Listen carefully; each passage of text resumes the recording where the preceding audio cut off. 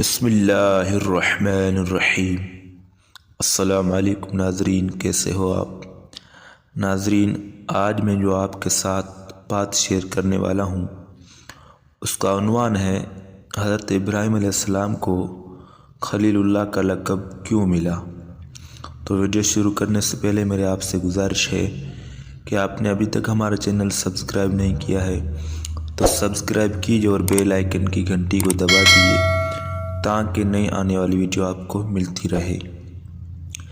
ابن ابی حاتم میں ہے کہ حضرت ابراہیم علیہ السلام کی عادت تھی کہ مہمانوں کے ساتھ کھائیں۔